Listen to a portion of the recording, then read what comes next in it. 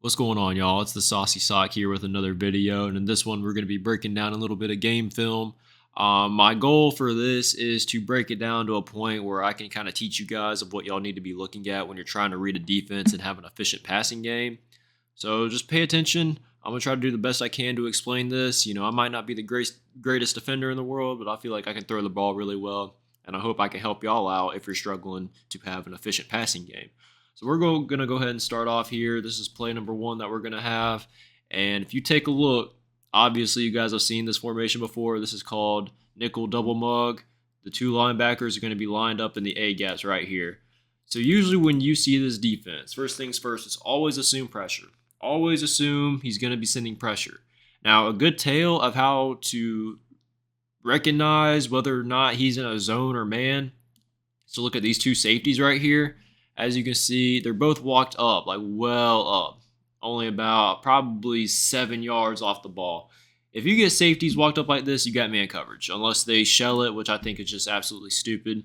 Some people do run cover zero shells and run zone out of it. The point is, always assume that this is cover zero. Okay, you got man here, you got man here, you would have a man here.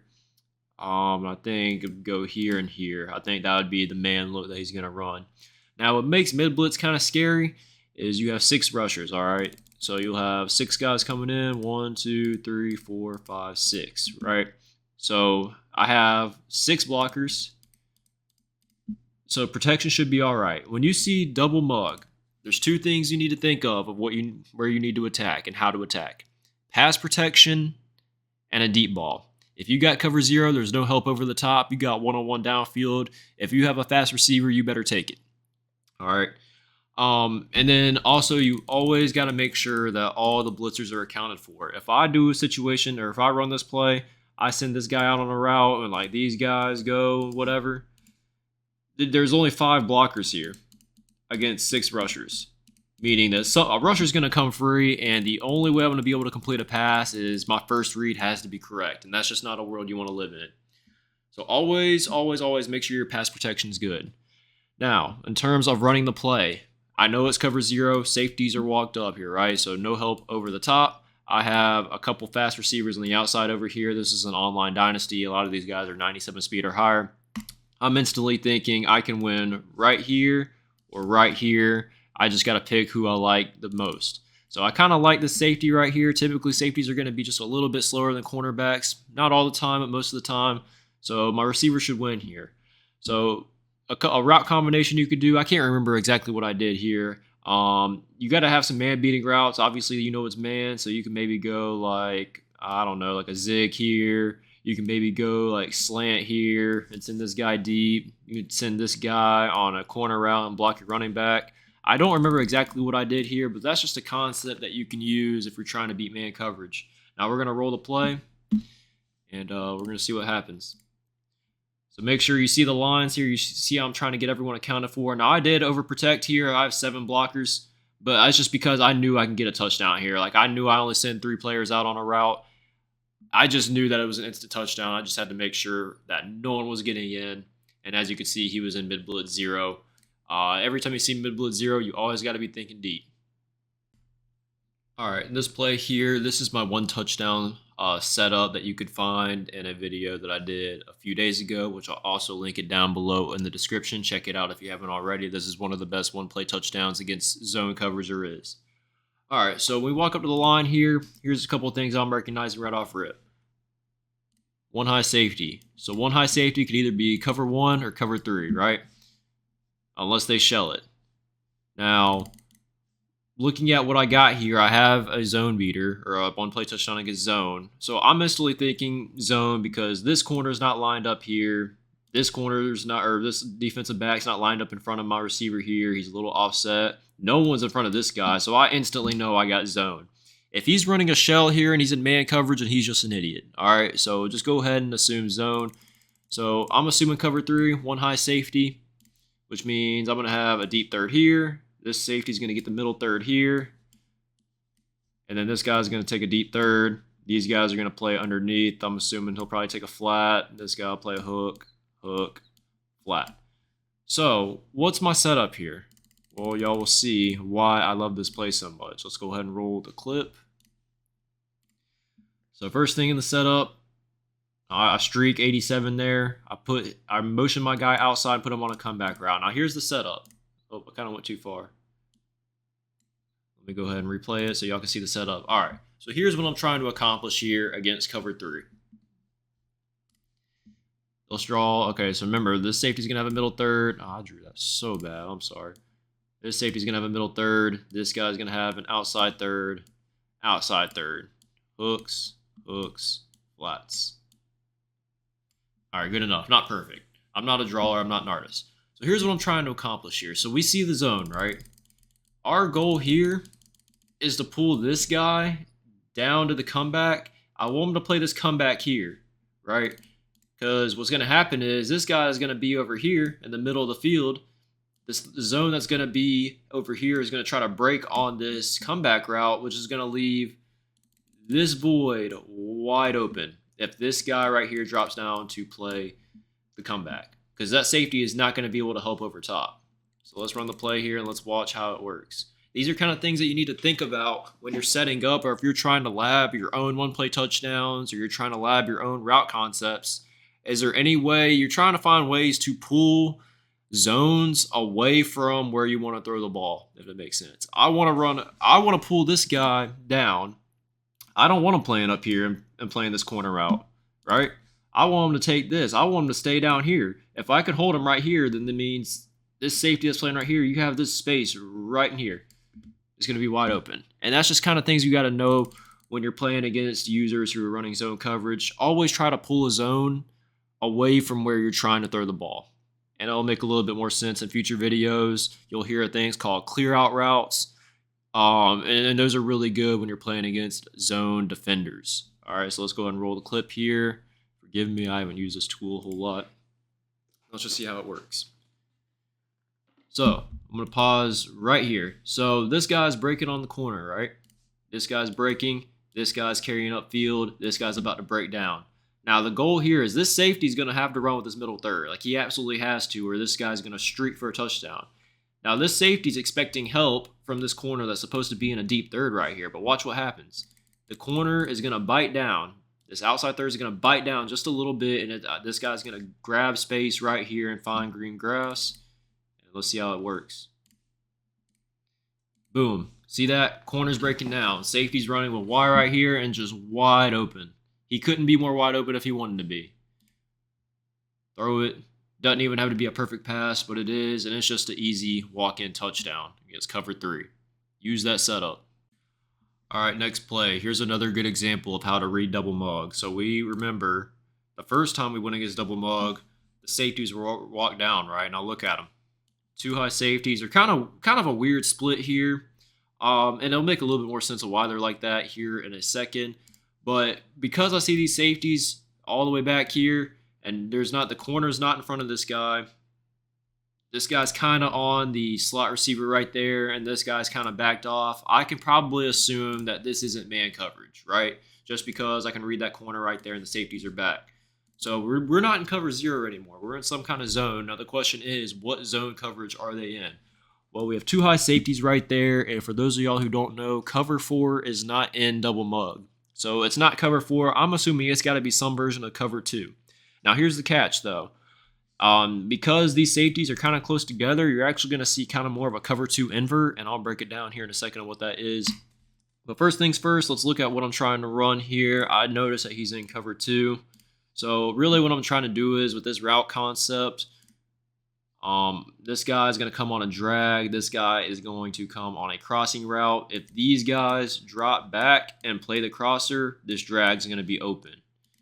If these guys play a really shallow hook right here and take away the drag, the crosser is going to come open across the field. So y'all know what I'm trying to do. It's called a high-low, right? They either got to take away the drag or they got to take away the crosser. One of them is going to be open. Now, how cover 2 invert works, okay? So this is the coverage that this guy ends up being in, right? Cover 2 invert. These guys, normally this guy would be the flat defender, this guy would be a deep half, but they're actually going to invert. You're going to see this guy come down and play the flats. This guy's going to have the deep half. This guy will have a deep half.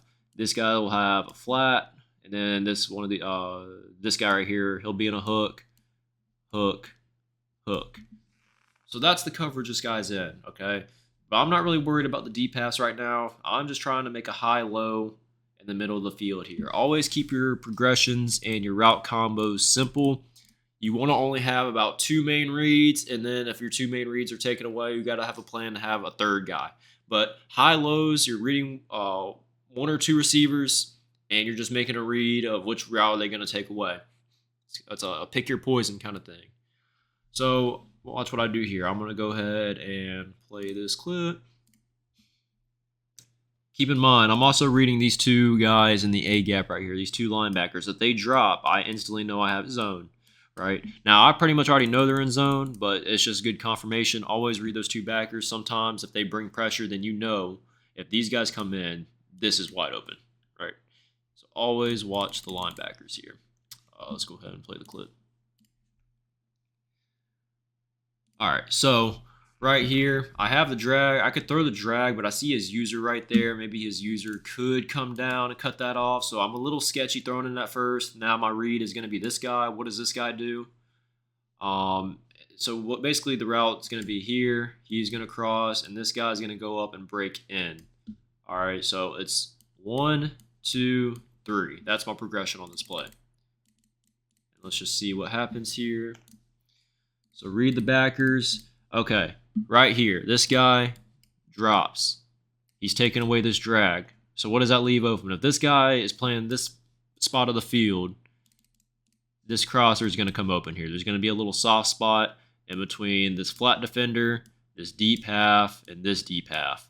This zone right here is going to be open because this guy's taking away this part of the field.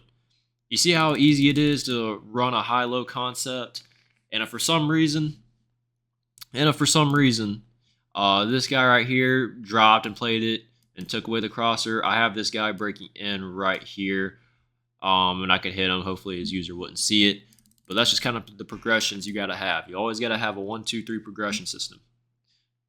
So right here, I'm going to hit this crosser. I'm going to find that little soft spot in the zone. Honestly, this looks like it's boxed up, right? Obviously, it looks like I'm about to catch it and just get tackled. And I actually possession catch this right here, but sometimes crazy things happen in this game. I got 3 defenders versus 1 receiver.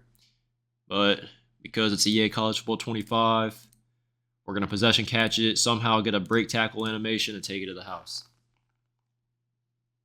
So another easy 7 points there. 1 play touchdown, but didn't even try for it to be a 1 play touchdown.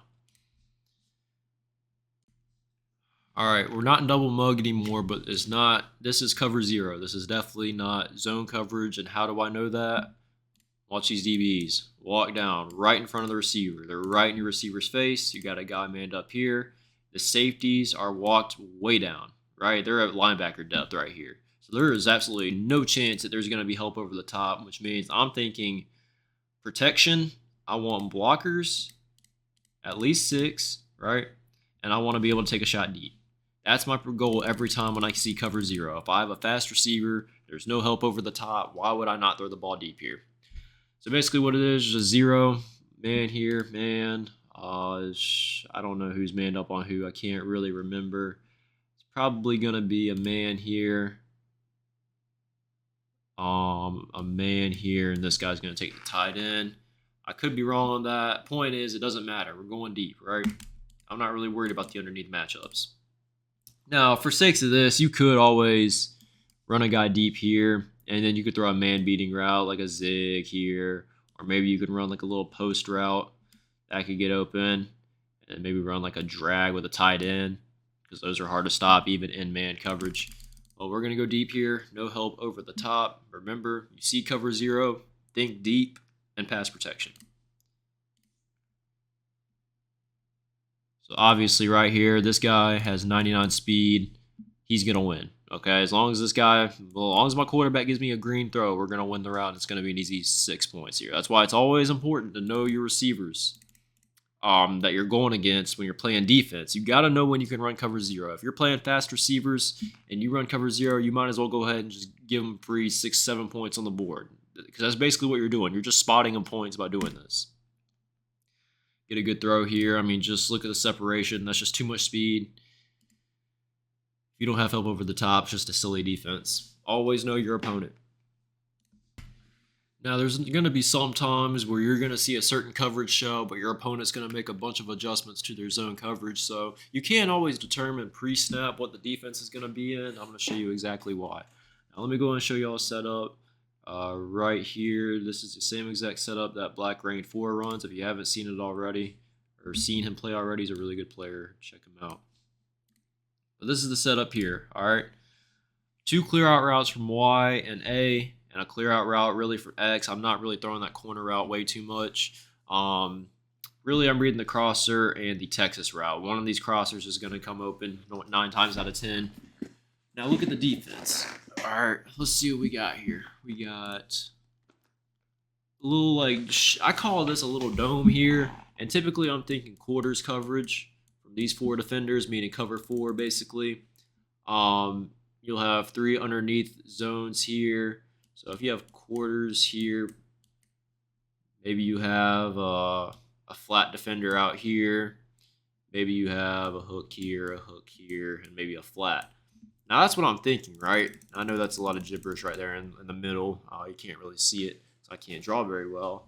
But let's watch this play. And keep in mind, I'm watching this Texas route or I'm watching this crosser here. I'm trying to see if A and Y can pull these zones out. And I'm hoping, and then it's really just a read between, I really want to throw this crosser with 6 seconds left on the clock. I have to score. I really want to stare down this crosser and then work elsewhere if I have to. But watch, I'm thinking cover 4, right? Let's see what we got. Okay, instantly we have kind of a problem here. So one of the safeties that was up here, right, he was playing there, instantly shoots to the hard flats here. I don't know what that was. I don't know what the adjustment here is, because now I'm one-on-one with this guy and breaking on a corner route, but that's not what I'm looking at. I did have it if I wanted it. But obviously, pre-snap, that's not what I was looking at. I wasn't expecting this guy to just shoot down in the flats. So, what else do we got? Okay, we got a guy bailing here. We have, let's see. Let me play this clip just a tad bit further. Okay, we have a backer here bailing. This guy's staying back. So something is working pretty well here. Obviously, this Texas route is going to be open here, but I have very little time and 1 timeout. I kind of want a touchdown. Safety is being held by this route. X is breaking on a corner. I probably have that if I absolutely want to, but I'm really still looking at this crosser. I'm seeing everybody bail here, which is like a really, really good sign for me right now.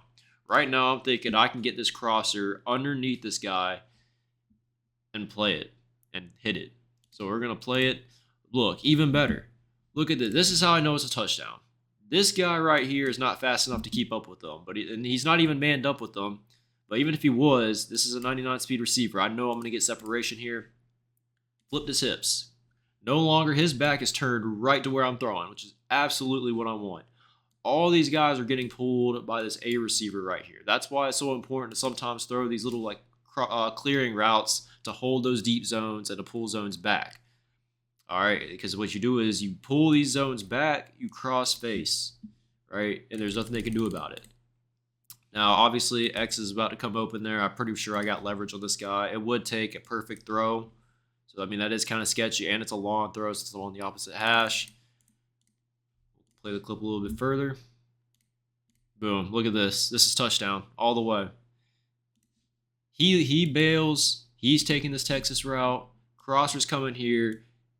Heads are turned and facing this guy. There are 3 guys got pulled by 1 streak by the tight end. That's why if you're trying to hit something underneath, always send a couple routes deep to pull those zones back. I promise you, they have to take those receivers away or they're giving up touchdowns. So it's going to open up everything underneath. That's just how you play football at a high level or pass the football at a high level. Always have deep routes to hold off deep zones. And look, right here, guy was turned around, didn't even know what was happening, ball's in the air, it's just a touchdown. Look, and I got a yellow throw, but because he's so wide open with a good route concept, it doesn't matter that the throw was behind him. It's a touchdown. And just like that, we take the lead, and we win the game on a last-second touchdown, all because of the clear-out routes and good route concepts. 51 points. So if you're a guy who's struggling with defense in this game, like I am, this guy has 49 points and I still won. Now, this isn't really a way to play. This isn't really where I want to live. I would like to be able to win more, like a 38-20 kind of margin. I don't want to give up 49 points because you're not going to win many games doing that. But this just shows at the end of the day, if you understand how to pass the football, how to attack zone coverage, how to recognize between man and zone, that's really all you need. And you could put up 50 points just like I am here. I promise you, anyone watching this video, if you just practice reading defenses, first off, understanding is that man or zone coverage. Okay, how do I attack this? How do I attack man and how do I attack zone? You don't even need to know exactly what zone coverage you're in. You just got to be able to know how to send out clear out routes and clear out things underneath, because in this game zone coverages, they don't play zones very well. I promise you, just remember those little tad bits there, replay some of these footage, replay some of these clips, see what I'm doing, and just kind of keep those things in mind when you try to run your offense.